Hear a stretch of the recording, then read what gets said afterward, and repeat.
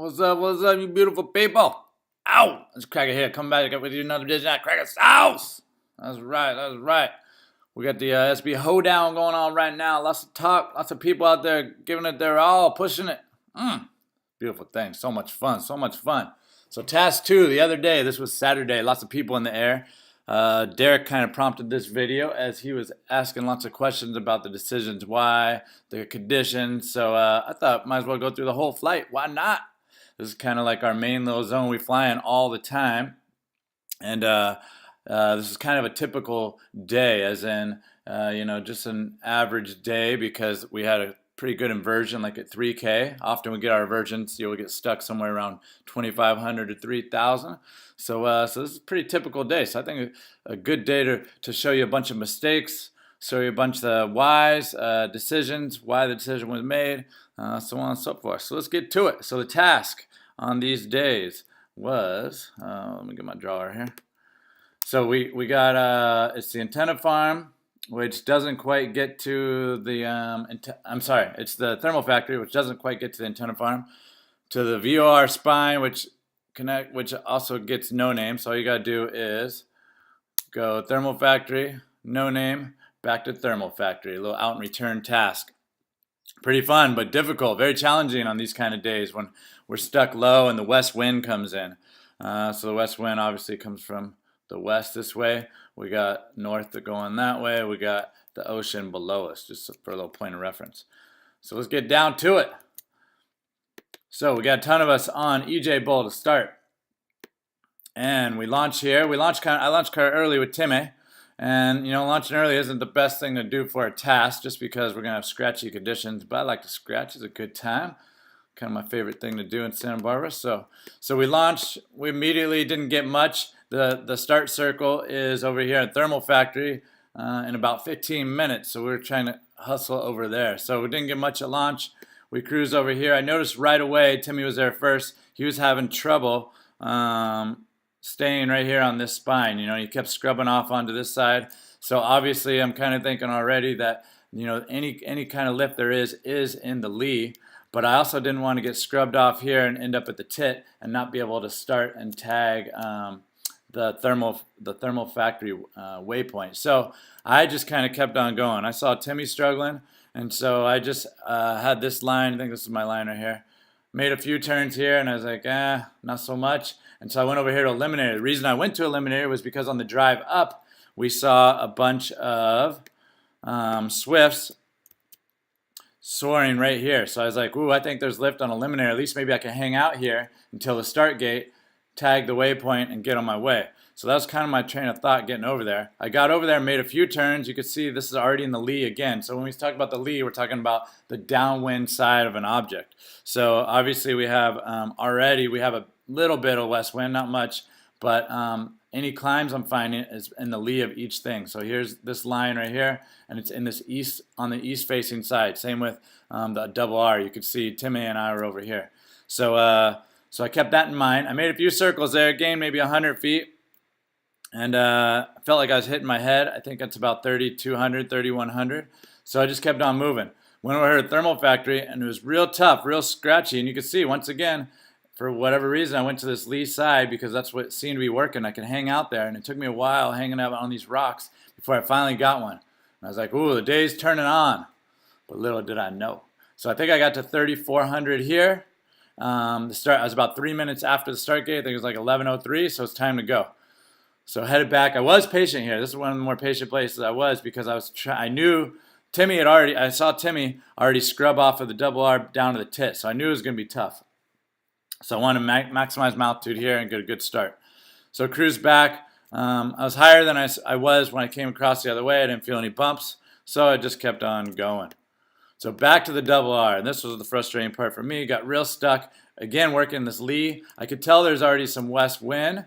There's a few other pilots stuck with me here. I had a few visuals because a couple of them were down here on the tit, and they were getting to about the same altitude. So I knew the tit was working.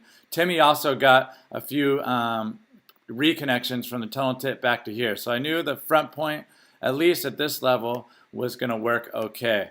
I didn't see any pilots yet getting up off the Holy Hills down in here. which these are all the holy hills down low, which I always look for when to see if I think the low ground is going to be working yet or that day at all. So I didn't see anybody getting up off of here. I did see people getting up off the tit, so I had those references to go on.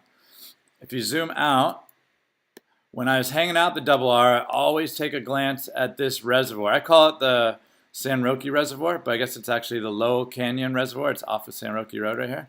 And I look at this as I'm flying around, and I could already see this day that there was west wind on it. So how you could see that is it's ripply on this side and very smooth on this side. So I knew there's west wind down low.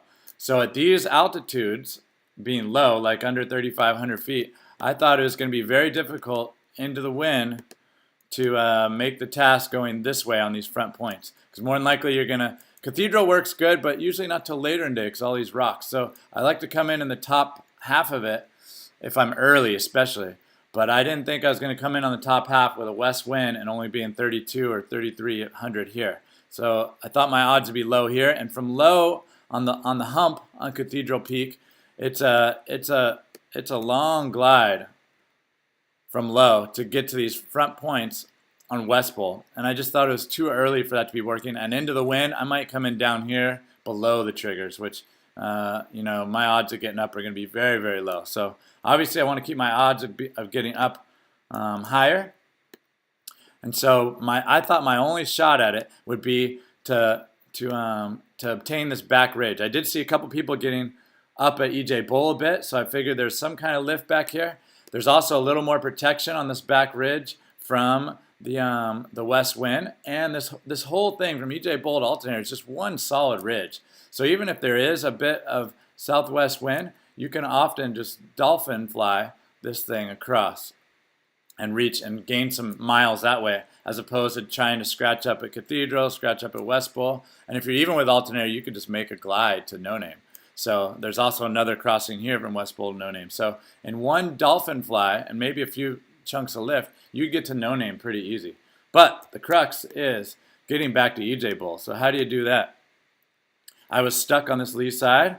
So I thought my only shot at it would be to aim for this low part of EJ Bowl spine, which is a 50-50 shot. I mean, you only get a few turns down there and you got to bail. And if you bail, you're going to be coming around low on the tit, or you're going to be bailing out to the inspiration point stuff in front of Cathedral, which are both kind of lower odds for early in the day of getting back up.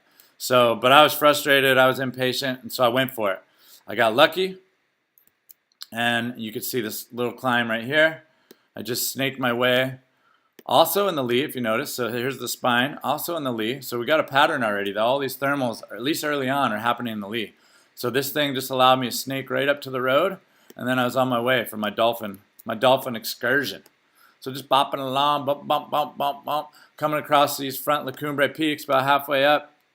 Jesse was right behind me, and here comes my patience move that I screw up on. So you can see my track. I'm just figure eighting, just ridge soaring the vection, the heating that's going up this thing, just slowly, ever so slowly. It took forever just to get even with this rock pile here. I'm not even with the top of La Cumbre, just with the rock pile. I saw Jesse come in over here, and right off the spine, kind of out front, boom, he gets one. I was like, cool. So I join him, and I helped a little bit. Got to maybe even with La Cumbre Peak, about 4 grand. And it seemed like we were hitting our head again. So I left, on my way. Dolphin flying this ridge, cruising towards Alternator. And this was one of my big mistakes, my impatient mistake. So I cruised this way to Alternator, and I looked back, and Jesse stayed with this one and got to 5,200. Way the heck up there to the moon. That would have made my day a lot easier. But anyways, he was one of the only ones to do that today. La Cumbre, you can often get higher, just simply because it's the tallest peak on our front range between San Ynez Peak and the Casitas Pass peaks. Often, too, north wind will any kind of north flow kind of wraps around this thing, maybe from both ways, and causes convergence and, helps the lift here. There's also, the west wind comes and hits this big low spine and just kicks up all the heat that's cruising in this saddle. We call it the G spot. So often in the La Cumbre, you will get the highest of any peaks on our range. So anyways, we're keeping on moving here. So alternator got one nice little climb. There's a lot of decisions to be made at alternator. This place I struggle with making decisions because you have to gotta do them quick. There's this alternator rarely, has some lift. Sometimes you come in right above it, you can get up. This day I did get to 4, which made my decisions a lot easier. But if you aren't getting to 4 at an alternator, you got West Bowl right out in front of you. If you aren't getting to 4, there's this bump. So you kind of ride this little spine and work this bump. It's usually a finicky bump. Sometimes it gets you really high, and I think it kind of has some of that same Cumbre properties. It's protected by West Bowl. It's got this big ridge that pulls in the west wind. It's got heating all from the east on this side early on. So sometimes this bump gets you really high, but sometimes not, and it's time to go real quick. So you either got to come around probably this side of West Bowl, which now you're in the inversion again because you're only going to be about 3 grand if you're even with this bump, or there's this nice line you can take. Let's look from this angle. There's this nice line you could take from the bump. You follow this ridge, and you come into no name right in here. Pretty buoyant. You gotta be careful if there is too much west wind. Don't necessarily want to try that low. We talked about that in the discussion with Derek about so he got smacked because he came in, I think, from here, and he got smacked a little bit, behind no name because of the west wind. So another option, it's hard to know at the moment which to do. The other option, if you're a little leery of that west wind, is to come this way, angle out to the west side of West Bowl because you got west wind all filling in, probably buoyant. You may get a climb, and then you can angle. As you can see, now you're more clear. Oops, sorry about that. Too many buttons going on here. Let me zoom back out. So now you're more clear of that southwest wind. You aren't in the rotor zone. You're out here, right? Let's draw our little line. You came out to West Bowl. You maybe got a little bit here, and now you angle out to no name. You're directly into the wind. You aren't protected from the lee, but you probably won't get smacked around as much because you're in the clear air of this west wind not rolling over no name. So anyways, from alternator, dove that line to the back of no name. Got a little lumpy back there, but not too bad. Came in a good spot at no name. I was fired up on this spot. I like to come in right on this notch or in the saddle right here. Those are usually the boomers, but not a thing. I was scratching, trying to stay on the lee side. I might have been able to opt out here to go for some better lift off these knobs, or maybe this knob, but I didn't want to give up altitude because I did obtain the waypoint. So I was scrubbing, hoping for something to come through, and then all of a sudden I started falling off, and that was it. Time to go. Let's see. So now we're on the downwind leg. Downwind leg's nice and easy. As far as cruise, you get better glides. We have landing zones all along the way. So let's see. We're cruising downwind. We come into West Bowl. Not too bad of a spot. Let me bring my map up here. Zoom in a little bit on West Bowl. So West Bowl, you have the main spot, the main rock pile up here, and then you have 2 spines that come off it. Both these are triggers, and I usually just fly towards the way I'm going unless I run into a boomer. So if I ran into a boomer here, I'd stop and turn. Since I didn't, I kept going to this spine. And now, as you can see, I'm in the lee again. The lift seemed to be working best in the lee, but I'm really scratching on this stuff and just trying to wait for a cycle to come through. I was probably here 20 minutes or more, just hoping, looking. I think it would have been a good call to venture out front, and the whole time I'm looking for birds out there on these front points to see if I see any birds going up. But I didn't want to give it up because I was sustaining here, so I didn't want to fly out here, not get anything, get rejected, and come back here even lower and maybe be out of the sustainable zone. So I knew I was sustaining here, so I was waiting for a clearer sign, a better sign. If I saw birds here, or maybe I saw all these bushes start ripping up, then maybe I'd venture out and try to get up here. And I think this was a mistake because from Derek's track log, even though it was an hour later, he got to 3,800 just booming off the spine kind of from out front. So I think maybe these spines are working better out front that day, but I never ventured to try it. So anyways, I was at 2,700, stuck here a lot, and from 2,700, let's look. Let's open the gap here. 2,700. You know, you can limp back to Parma via the low points, maybe inspiration point on Cathedral. We'll look at that in a second. But I knew from 3K that I have a better triggers along the way if I could just get to 3K. So I finally snaked up here, got to 3K. If I was more patient, maybe I'd wait. Maybe I'd be able to snake up here higher, but I was afraid to lose it all again and be stuck here another 20 minutes. So from 3K, I thought my odds were pretty good. Glided across the canyon, got a pretty good glide towards Cathedral. If I end up lower, then I kind of aim for this guy, because lift, even though you're way above it, lift often kind of follows it up to this rock pile and then to the left. Ideally, I like to come in the top third of Cathedral. Those are your best chances, especially when there's west wind. It's pushing up this guy. The rocks have been heating a little longer, and you can often just get pushed right on up to Cathedral, and on these west wind sides with the rocks, you can find good climbs right over Cathedral Peak. But I didn't have that luxury because I came in way below it. So I got to make decisions quick again. And I'll tell you why. Because here's the hump. The hump of Cathedral. This is like decision point. The hump of Cathedral is about 2,500 feet. If you flush off of this, there's usually not much lift here either. If you flush off of this, you know, you're often getting stuck at Inspiration Point Ridge. And it's hard to get above 22, 2,300, 2,400, 2,500 feet is comfortable to get to cruise the gap. But anything below that, it's kind of, you know, it's a roll of the dice. You do have Robbins LZ here, so no biggie landing, but staying in the game is more difficult. So my decision was quick. I didn't have anything here. I didn't see any birds. Benching back from here is a tough odd. So from 2,500 feet, I said, hey, let's keep going. And I keep going because I like this Holy Hills road cut. I've spent hours and hours and hours here on my hang glider, flying all the crappy days for years and years and years. And I know this thing well. I know the west wind likes to push right up this canyon, and you can almost ridge soar this thing from low and get up, you know. We don't have to worry about on paragliders because we got tons of landing options down here. And I have yet to get rejected here where I had to land below it. That being said, if you are just a touch higher, the better line is to follow the dragon's back on Cathedral Peak to the knob, which is below the tit, and you can work your way bench back up here. But I didn't have that. I didn't have those couple of hundred extra feet, so I had to take that front line, which I like when there's a west wind. But there's got to be a little west wind to help you out. So anyways, you can see kind of snake that up over the road cut, and let me zoom in and show you what I would call it the road cut. So this is the Power Lines Fire Road that comes off Tunnel Road.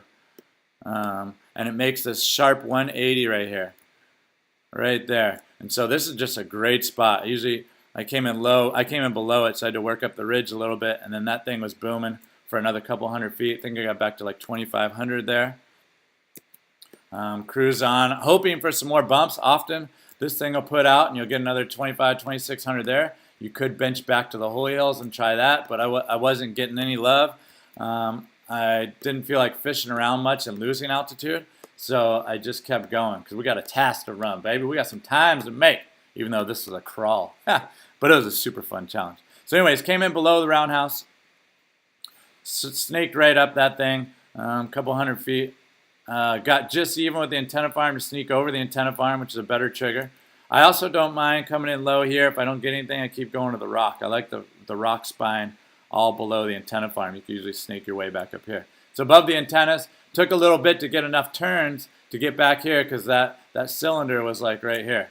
So I took one stab at it, didn't get it. Had to get high enough to get back to these towers to tag the turn point. Originally I told you guys that it included the antenna farm, but I was totally wrong. I was looking at the wrong software. It's a big 700-meter radius, but it only gets to the towers that are between the thermal factory and antenna farm. So that was pretty much it. That's kind of how you scoot around on the normal kind of inverted days. After that, I just took I knew I was heading out to land, had my hour time. My mental capabilities were over. So I was just going for a cruise. Went out to Parker's. There's this cool little cave right in the front of Parker's. Big cave. Some animals got to live in there. So I always like to go check it out, see if I could make a spotting of a Sasquatch or something. You know what I'm saying? And then slide into Parma. One other low move on the inverted days, since we're over here, real quick. Parker's. If you do get to like back to $3 grand, 3,200 at Parker's, or maybe one of these bumps, and and you've been rejected a few times trying to get to antennas to jump back to thermal factory, cool move is from 3 grand is to dive back here to shadow to get back on the high ground. Shadow's more protected. This often goes off from this bump all the way up this saddle to the top. I rarely get more than a couple hundred feet above shadow, but this is real consistent coming in on this thing and sliding up. It's another good move on the low cloud days too. If the cloud base is covering thermal factory and you're trying to snake up the front points. And the reason for that is, I know it's a little off topic, but I'll just show you real quick. Because these foothills in Montecito don't work so good, and the LZs aren't so great until you get to Park Lane LZ. So I like to try to snake back to here and then obtain the medium ground on Montecito Bull, Secret Bull, so on and so forth. So that's it. That's the way you do it. A little west wind, some inversion. Try to hold the high ground, dolphin into the wind, and figure out the pattern for the day. Like I said, if I would have been an hour later, Derek and Mitch, I think, were getting closer to 4 grand on those front points. So it may have just been early. I may have just been impatient, not getting to the right spots. You never know till you go, baby. Stick your nose out there.